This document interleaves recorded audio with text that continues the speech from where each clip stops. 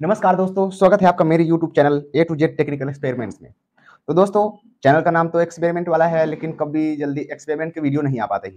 तो दोस्तों, यही सोच करके मैंने आज ये एक्सपेरिमेंट वाली वीडियो लेकर के आया हूँ, जिसमें हमारे पास आप देख सकते हैं यहाँ पर हमारे पास एक 3055 का बोर्ड है, जो कि मार्केट में बहुत आसानी से मिल जाता है और काफ़ी लोग इसको खरीद करके रखे हुए हैं। तो दोस्तों, ये मेरे पास जो बोर्ड है, ये मैंने उस बोर्ड का एक चैनल कट करके रखा है और इसी को मॉडिफाई मैंने किया है।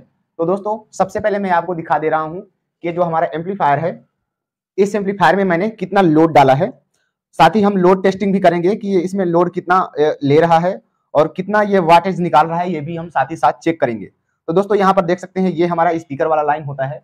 यहाँ पर देख सकते हैं, यहाँ पर हमारा स्पीकर लगा हुआ है, जो कि यहाँ पर 400 वाट के 2 स्पीकर लगे हुए हैं। तो यहाँ पर देखिए, मैं ग्राउंड से लगा करके उसके बाद अगर आपको चेक करवाऊं, 4.6 ओम आ रहा है यहाँ पर। तो दोस्तों, यहाँ पर 4 ओम का यानी कि लोड रखा हुआ है 2 स्पीकर का। तो दोस्तों, उसके साथ देखिए, यहाँ पर हमने कुछ ट्रांजिस्टर्स चेंज किए हैं। अब देख लेते हैं पहले इसकी जो वाटेज है वो कितना वाटेज दे रहा है, और साथ ही हम देखेंगे कि ये बोर्ड मैक्सिमम कितने वोल्ट पर चल पा रहा है, कितने वोल्ट पर इसको हम चला पा सकते हैं।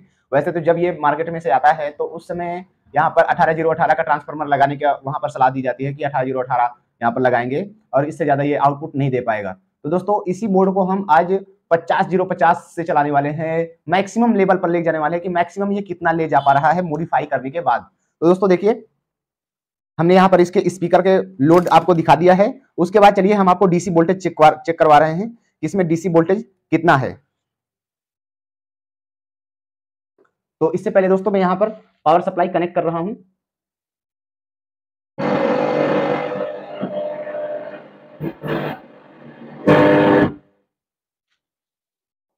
दोस्तों, मैंने पावर सप्लाई लगा दी है। अब आपको दिखाता हूं कि यहाँ पर वोल्टेज कितने आ रहे हैं। ये देखिए, एक प्रोब को मैं यहाँ पर ग्राउंड में रख रहा हूँ, दूसरे से हम यहाँ पर चेक करेंगे। दोस्तों,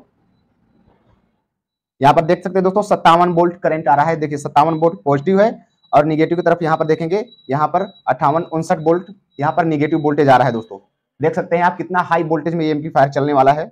और उसके बाद चलिए हम इसकी आवाज चेक कर लेते हैं। इसको मैं पहले यहाँ पर एसी मोड में रख रहा हूं, उसके बाद मैं यहाँ पर सॉन्ग प्ले कर दे रहा हूं।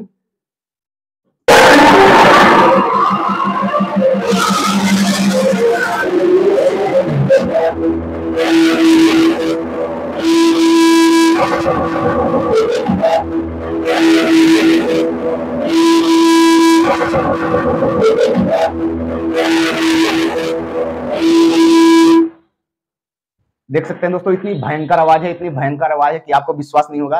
दरअसल मैंने यहाँ पर सिर्फ 2 पेयर ही ट्रांजिस्टर इस्तेमाल किए हैं, वरना ये इससे भी ज्यादा हाई आउटपुट दे सकता है। हमारे पास जो पावर सप्लाई है, यानी जो हमारा ट्रांसफार्मर है, वो मैक्सिमम 100 वाट ही दे सकता है, लेकिन ये 100 वाट भी इतना इजिली दे पा रहा है कि जिसका जवाब नहीं। यहाँ पर जो ट्रांसफार्मर है उसकी सप्लाई हमने उसको बूस्ट करके यहाँ पर 45045 का ट्रांसफार्मर एक तरह से बनाया है। 45045 दोस्तों, जो कि 60 वोल्ट के आसपास यहाँ पर डीसी हो रहा है।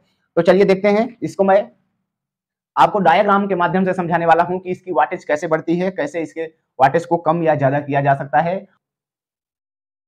मैं आपको सीधा करके दिखाऊंगा। यहाँ पर देख सकते हैं, यहाँ पर 3 ट्रांजिस्टर हमारे पास जो लगे हुए हैं।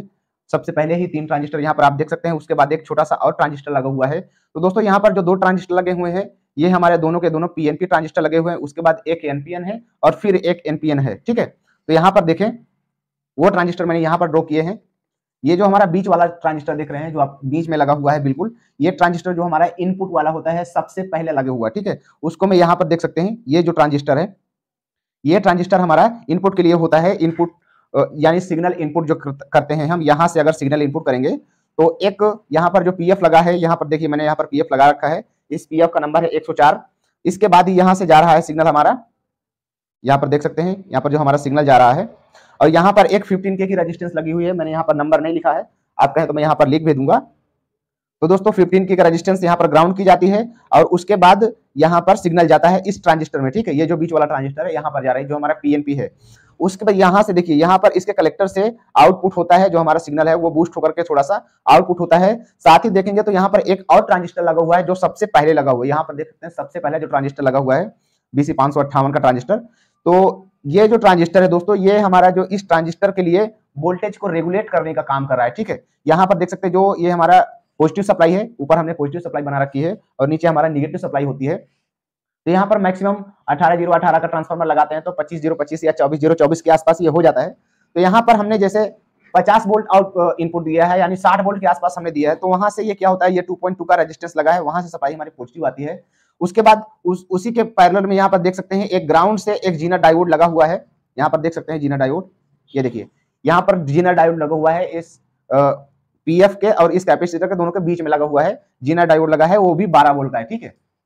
तो इस 12 वोल्ट के जीना डायोड के बाद यहाँ पर वोल्टेज फिक्स हो जाते हैं, 12 वोल्ट ही यहाँ पर आपको मिलेंगे। उसके बाद जैसे ही देखें आगे, यहाँ पर 3.3 के का एक रेजिस्टेंस लगा हुआ है, क्योंकि यहाँ पर भी हमें सप्लाई कम करनी होती है, जरूरत के अनुसार यहाँ पर कम किया जाता है।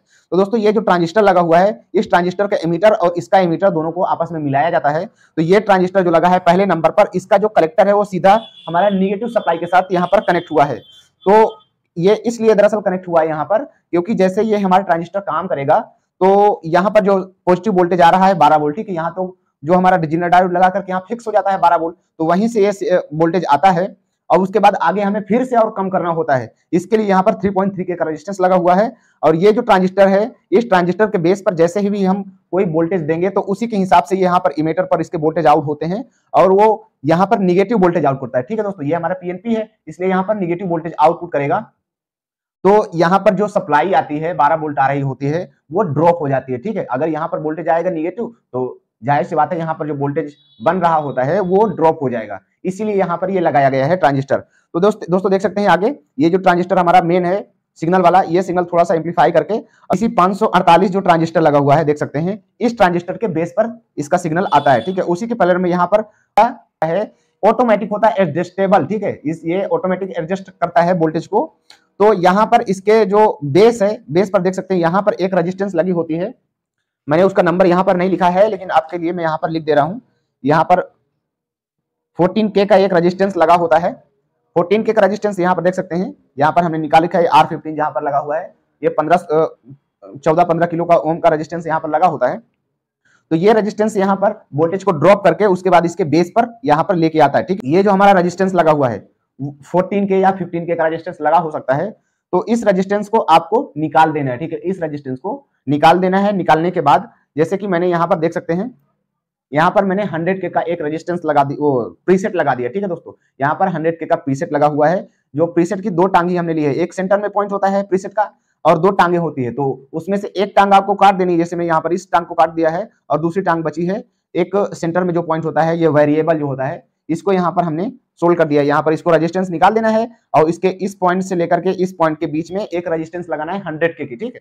100K की रेजिस्टेंस लगा देंगे और उसके बाद ट्रांजिस्टर की जगह हमें इसको हटा करके हमें यहाँ पर 2073 नंबर का ट्रांजिस्टर लगाना है, ठीक है। उसके बाद यहाँ पर जो BD 940 लगा हुआ है, इसको भी हटा करके हमें यहाँ पर A940 लगाना है, ठीक है। A940 ट्रांजिस्टर यहाँ पर लगाना है, BD को हटा करके A940 लगाना है, ठीक है। इसके लगाने से ये ट्रांजिस्टर हमारा हाई वोल्टेज पर अच्छी तरह से काम करता है। जो हमारा A940 और जो हमारा ये 2073 का ट्रांजिस्टर है, ये दोनों ट्रांजिस्टर हाई वोल्टेज के लिए होते हैं। अगर यहाँ पर ऐसे ही डायरेक्ट आप दे देंगे, सप्लाई को हाई कर देंगे, तो क्या होगा कि यहाँ पर जो ये ट्रांजिस्टर है वो बिल्कुल हीट होकर के तुरंत के तुरंत फट जाएंगे या खराब हो जाएंगे। तो इसके लिए आपको यहाँ पर दोनों ट्रांजिस्टर चेंज करने हैं। साथ ही जब आप इससे हाई आउटपुट ले रहे होंगे तो यहाँ पर देख सकते हैं जो एमीटर रेजिस्टेंस होती है, तो वैसे तो ये एक रेजिस्टेंस कलेक्टर पर लगी होती है, एक एमीटर पर लगी होती है।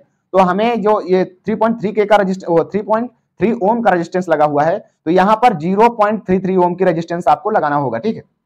यहाँ पर 0.33 ओम का जो रेजिस्टेंस होता है वो लगाना होगा और 5 वाट में आपको लगाना होगा। अगर आप 100 वाट से ज्यादा लेना चाहते हैं तो यहाँ पर 5200 ट्रांजिस्टर जो आपके पास होता है, 5200 ट्रांजिस्टर आपको 4 पीस वहां पर लगाने होंगे अगर 100 वाट से ज्यादा ले रहे हैं तो, क्योंकि ज्यादा हीट होंगे। या तो आप फैन लगाएं तो भी ये लगभग 120 वाट के आसपास ये आउटपुट दे देगा, एक ही पेयर, ठीक है, एक ही पेयर 120 वाट आउटपुट दे देगा। अगर उससे भी ज्यादा चाहिए तो आप ट्रांजिस्टर की क्वांटिटी बढ़ा करके इसमें से हाई तरह की आउटपुट ले सकते हैं, जो कि बहुत ही एक नंबर की आवाज देगा। और मैंने सच में ट्राई किया, लगभग 1 घंटे मैंने इसको बजाया है, उसके बाद यहाँ पर मैं आपको वीडियो बना करके दिखा रहा हूँ। तो दोस्तों उम्मीद है कि ये चीज आपको समझ में आई होगी कि इस तरह इसका जो वोल्टेज है वो कैसे बढ़ाना है। दोस्तों साथ में एक बात मैं और बता देना चाहता हूँ आपको कि हमने आपको पता है, हमने पिछले वीडियो में बताया था कि हमने एक व्हाट्सएप ग्रुप बनाया हुआ है। दरअसल एक व्हाट्सएप ग्रुप नहीं है, वहां पर हमारे पास 2 व्हाट्सएप ग्रुप हैं, जिसमें जो सीनियर्स लोग हैं जो कि क्लास AB से परे हो चुके हैं, क्लास एच में काम करते हैं, क्लास एच वगैरह एम्पलीफायर रिपेयर करते हैं, तो उनके लिए एक अलग ग्रुप है। और जो क्लास ए बी वगैरह में भी जो अभी हिचकिचाहट जिनको होती है, उनके लिए हमने एक अलग सा ग्रुप बनाया हुआ है। तो अगर आप चाहें तो वहां पर जुड़ सकते हैं, लेकिन वहां पर दोस्तों एक शर्त है, अगर वहां पर आप जुड़ेंगे तो आपको अगर अपना जो भी एक्सपीरियंस होगा वो आपको शेयर करना होगा, ठीक है। ग्रुप में शेयर करेंगे, आपको हर हफ्ते में एक वीडियो बना करके डालनी होगी, किसी भी फॉल्ट की, जिस लेवल पर आप काम कर रहे होंगे उस लेवल की आपको एक वीडियो डालनी होगी।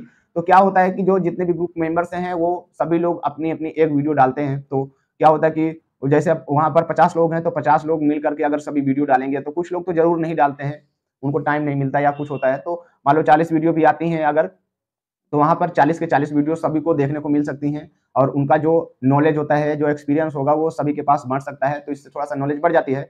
इसलिए हमने वहां पर ग्रुप बनाया है, दोनों ग्रुप में यही नियम है। तो अगर आपको जुड़ना है तो आपको हमारे पिछले वीडियो में जा करके वहां पर हमारा व्हाट्सएप निकाल करके देख सकते हैं, और आप मैसेज कर सकते हैं, तो मैं आपको अपनी आपकी कैटेगरी के हिसाब से आपको जोड़ दूंगा व्हाट्सएप में, ठीक है। तो हो सकता है आपकी भी कुछ हेल्प हो जाए, आपकी भी थोड़ा सा नॉलेज बढ़ जाए। तो दोस्तों मिलते हैं अगले वीडियो में, तब तक के लिए टेक केयर, बाय बाय।